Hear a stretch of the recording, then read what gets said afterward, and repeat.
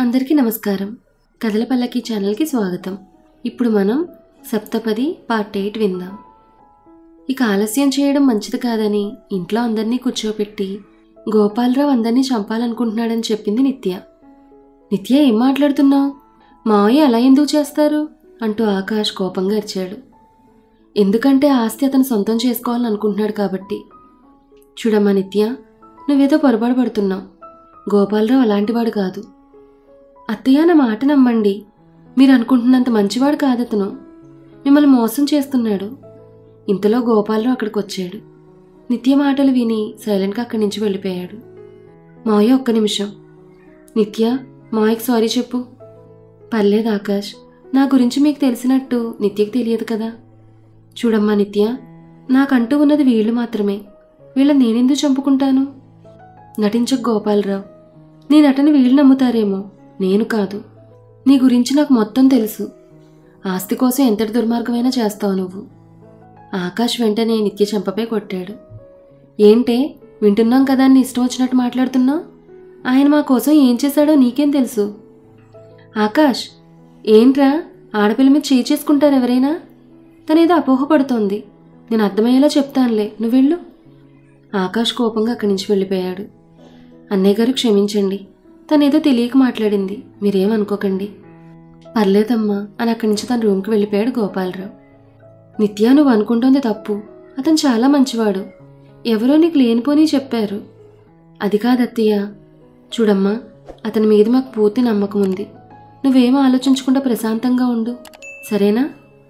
నేనేం చెప్పినా వీళ్ళు నమ్మరు అనుకుని సైలెంట్గా ఉండిపోయింది నిత్య. గోపాలరావు దగ్గరికి వచ్చాడు ఆకాష్.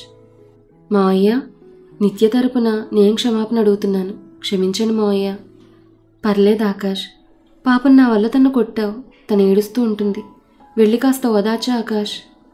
పర్లేదు మావయ్య. మీ గురించి ఇంకోసారి తప్పుగా మాట్లాడకుండా ఉండాలంటే దానికి ఆ మాత్రం పనిష్మెంట్ ఉండాలి. ఆకాష్, భార్యను బాధ పెట్టడం చాలా తప్పు. నిత్యను ఎవరో బాగా నమ్మించారు. పాపం తన తప్పే ఉంది. జాగ్రత్తగా బుజ్జగించాలి కానీ ఇలా బాధ పెట్టకూడదు. సరే మావయ్య, నేను సర్ది చెప్తాలే. ఆకాష్, ఒక విషయం అడగనా నిన్ను? ఏంటి మావయ్య? నిత్యకి నీకు మధ్య అంతా బాగానే ఉంది కదా? నా ఉద్దేశం, మీరిద్దరూ ఒక్కటయ్యారా అని. ఆ మాటకి ఆకాష్ సైలెంట్గా ఉండిపోయాడు. నీ మౌనంలోనే అర్థమవుతోంది మీరింకా ఒకటి కాలేదని. చూడాకాష్, పెళ్లి తర్వాత భార్యాభర్తల మధ్య అన్ని రోజులు ఎడబాటు ఉండకూడదు. లేదు మావయ్య, నిత్య కొంచెం టైం కావాలని అడిగింది. ఇప్పటికే చాలా లేట్ అయింది ఆకాష్. అసలు ప్రాబ్లం ఏంటి? తెలియదు మావయ్య. అడిగితే భయంగా ఉందంటోంది. మొదటిసారి ఏ ఆడపిల్లకైనా భయం ఉంటుంది. నువ్వే చొరవ తీసుకుని ముందుకు వెళ్ళాలి. అంతేగాని అలా దూరంగా ఉంటే ఎలా? తనకిష్టం లేకుండా నేను మాత్రం ఏం చేయగలను మావయ్య? నిత్య నిన్ను ఇష్టపడేగా పెళ్లి చేసుకుంది. మరి ఇష్టం లేకుండా ఎందుకుంటుంది? ప్రయత్నించి చూడు. నీ మీద తనకి నిజంగా ప్రేమ ఉంటే ఖచ్చితంగా నీకు అడ్డు చెప్పదు. సరే మావయ్య. గుడ్. మీరిద్దరూ సంతోషంగా ఉంటే ముందుగా సంతోషించేది నేనే. థ్యాంక్స్ మావయ్య. తను మీ గురించి తప్పుగా మాట్లాడినా మీరు మాత్రం తన గురించి ఆలోచిస్తున్నారు. గోపాలరావు నవ్వుతూ, అది నా బాధ్యత ఆకాష్. మీ నాన్నకు మాట ఇచ్చాను మీ అందరినీ జాగ్రత్తగా చూసుకుంటానని. ఆ మాట నిలబెట్టుకోవాలి కదా. సరే, నువ్వు వెళ్ళు. సరే మావయ్య. ఆకాష్ వెళ్ళిన తర్వాత భువన్ లోపలికి వచ్చాడు. ఏంటి నాన్న దానికి సపోర్ట్గా మాట్లాడుతున్నావు? సపోర్ట్ కాదురా, గేమ్. నువ్వే చూస్తూ ఉండు. ఆకాష్ నిత్యల మధ్య దూరం ఎలా పెంచుతాను? తనకు దగ్గర అవ్వమని సలహా ఇస్తే దూరం ఎలా పెరుగుతుంది? పిచ్చోడా, వాడికి నేను సలహా ఇవ్వలేదు. నిత్యకు వార్నింగ్ అది. అంటే ఇప్పుడు తన నా నుంచి తన కుటుంబాన్ని ఎలా కాపాడుకోవాలా అని ఆలోచనలో ఉంది. దానివల్ల ఆకాష్కి దగ్గర కాలేకపోతుంది. ఇప్పుడు ఆకాష్ తనకి దగ్గర అవ్వాలని ప్రయత్నిస్తే అది ఖచ్చితంగా దూరం పెడుతుంది. ఆ దూరాన్ని మనం శాశ్వతం చేయాలి. మంచి ఆలోచన నాన్న. ఆకాష్ గదిలోకి వచ్చేసరికి నిత్య బెడ్పై పడుకునుంది. తన పక్కనే పడుకుని నిత్యం తన వైపు తిప్పుకున్నాడు ఆకాష్. సారీ నిత్య, గట్టిగా తగిలిందా అంటూ చెంపని నిమిరాడు. నేను ఆ దెబ్బ గురించి ఆలోచించట్లేదు ఆకాష్. మన ఫ్యామిలీ గురించి ఆలోచిస్తున్నాను. ప్లీజ్ నా మాటలు నమ్మండి. నిత్య, నేనున్నాను కదా. నువ్వేం టెన్షన్ పడకు. నేను చూసుకుంటాను, సరేనా? సరే ఆకాష్. కానీ నిత్య నోరు చేతితో మూసాడు ఆకాష్. చెప్పాగా నేను చూసుకుంటా అని. నువ్వు నన్ను చూసుకో చాలు అంటూ నిత్య మెడవంపులో ముద్దు పెట్టుకున్నాడు. నిత్య సైలెంట్గా ఉండిపోయింది. ఆకాష్ తన్ని గట్టిగా హత్తుకుని పెదవులపై గాఢంగా ముద్దు పెట్టుకున్నాడు. ఆకాష్ వదలండి. అస్సలు వదలను. ఇవాళ్ళని భయం మొత్తం దూరం చేయాల్సిందే. మనం ఏకం కావాల్సిందే. ఆకాష్ ప్లీజ్, చెప్పాగా కొన్ని రోజులు ఓపిక పట్టమని. ఇప్పుడో జరిగేది ఇప్పుడు జరిగితే ఏమైంది నిత్య? నువ్వు టెన్షన్ పడకు, రిలాక్స్డ్గా ఉండు. నిత్య ప్రతిమాలుతున్నా వినిపించుకోకుండా తన్ని ఆక్రమించాడు ఆకాష్. ఆకాష్ని దూరంగా తోసి తన బెడ్పై నుంచి కిందకి దిగింది. వెంటనే ఆకాష్ కోపంగా అక్కడి నుంచి వెళ్ళిపోయాడు. ఆకాష్ బయటికి వెళ్ళి చాలా సమయం అవుతోంది. ఫోన్ చేసినా లిఫ్ట్ చేయడం లేదు అంటూ నిత్య టెన్షన్గా అటు ఇటు తిరుగుతోంది. అసలు ఆకాష్ ఎందుకు ఇలా చేస్తున్నాడు? తనకు చెప్పాను కదా నాకు కొంచెం టైం కావాలని. తను ఒప్పుకున్నాడు కూడా. మరి ఇప్పుడు ఎందుకు ఇలా ప్రవర్తిస్తున్నాడు? ఏం అర్థం కావడం లేదు. కానీ ఎక్కడో ఏదో తేడా జరిగింది. ఆ ఆలోచనలతోనే తెల్లారిపోయింది నిత్యకి. ఉదయాన్నే నిత్య స్నానం చేసి వచ్చేసరికి ఆకాష్ వచ్చాడు. నిత్య పిలుస్తున్నా వినిపించుకోకుండా బాత్రూంలోకి వెళ్ళిపోయాడు. నిత్య కిచెన్లోకి వెళ్ళి టిఫిన్ రెడీ చేసింది. నీకెందుకమ్మా ఈ పనులు? నేను చేసేదాన్ని కదా. పర్లేదు అత్తయ్య, అయిపోయింది, మీరు వెళ్ళండి. సరే, ఇవన్నీ డైనింగ్ టేబుల్ మీద సర్దుతాను. నేను తీసుకొస్తాను అత్తయ్య, మీరు కూర్చోండి. సరే అని శారద బయటికి వెళ్ళిపోయింది. అన్నీ సర్ది ఆకాష్ని పిలుద్దామని పైకి వెళ్ళబోయింది. ఈలోపు ఆకాష్ కిందకొస్తూ కనిపించాడు. ఆకాష్, టిఫిన్ చేద్దాంరా. ఈరోజు టిఫిన్ మీ ఆవిడ చేసింది. నాకు ఆకలిగా లేదమ్మా, నువ్వు తిను. ఆకలి లేకపోవడం ఏంటి ఆకాష్? నాకు పనుందమ్మా, నేను బయట తింటానులే అని బయటికి వెళ్ళిపోయాడు ఆకాష్. ఆకాష్ వెళ్ళిన వైపే చూస్తూ ఉండిపోయింది నిత్య. ఏమైంది వీడికి అని శారద అనుకుంటూ ఉండగా ఫోన్ కోసం ఆకాష్ మళ్ళీ లోపలికి వచ్చాడు. గదిలోకి వెళ్ళి ఫోన్ తీసుకుని వెనక్కి తిరిగేసరికి నిత్య లోపలికి వచ్చింది. తను తప్పించుకుని వెళ్ళబోతున్న ఆకాష్ చేయి పట్టుకుని ఆపింది నిత్య. ఆకాష్, ఏమైంది మీకు? ఎందుకు ఇలా చేస్తున్నారు? ఆకాష్ సైలెంట్గా ఉండిపోయాడు. ప్లీజ్ ఆకాష్, మీరు ఇలా ఉంటే నాకు భయం వేస్తోంది. ఏదో ఒకటి మాట్లాడండి. నేను కాదు నిత్య, నువ్వు మాట్లాడు. అసలు ఎందుకు నన్ను దూరం పెడుతున్నావు? నేనంటే ఇష్టం లేకపోతే ఇప్పుడే చెప్పాయి. ఆకాష్, ఏం మాట్లాడుతున్నారు? ఇష్టం లేకపోతే అసలు పెళ్ళెందుకు చేసుకుంటాను? మరైతే రీజన్ చెప్పు. ఇప్పటి వరకు నువ్వు భయపడుతున్నావు అని అనుకున్నాను. కానీ నైట్ తెలిసింది నువ్వు కావాలని ఇదంతా చేస్తున్నావు. భర్తని ప్రేమించి ఏ భార్య కూడా తనకు దూరంగా ఉండాలని అనుకోదు. నువ్వే కారణం చేత నన్ను దూరం పెడుతున్నావు? ఆకాష్, భార్యాభర్తల మధ్య ప్రేమ కేవలం శారీరక బంధంతో మాత్రమే ముడిపడింది కాదు. అంతకు మించిన ఎమోషన్స్ చాలా ఉన్నాయి. అవేమీ మీకు నాలో కనిపించలేదా? నా కళ్ళలోకి చూసి చెప్పండి. మీరంటే నాకు ఇష్టం లేదని మీకు అనిపిస్తోందా? నీ కళ్ళల్లో నాకు బాధ కనిపిస్తోంది నిత్య. నాకు కూడా చెప్పలేనంతగా ఏముంది? ఆకాష్, నా బాధ కేవలం మన కుటుంబం గురించి మాత్రమే. వాళ్ళు పూర్తిగా సురక్షితమని తెలిసే వరకు నేను ప్రశాంతంగా ఉండలేను. మీ మావయ్య వల్ల మన ఫ్యామిలీకి ప్రమాదం ఉంది ఆకాష్. నిత్య, పదే పదే మావయ్యని ఎందుకు మన మధ్య తీసుకొస్తున్నావు? నేను మాట్లాడుతుంది మన బంధం గురించి. ఆకాష్ ప్లీజ్, నేను చెప్పేది అర్థం చేసుకోవడానికి ప్రయత్నించండి. నిత్య, నువ్వే అర్థం చేసుకోవాలి. మావయ్య చాలా మంచివాడు. నీకెందుకు అది అర్థం కావడం లేదు?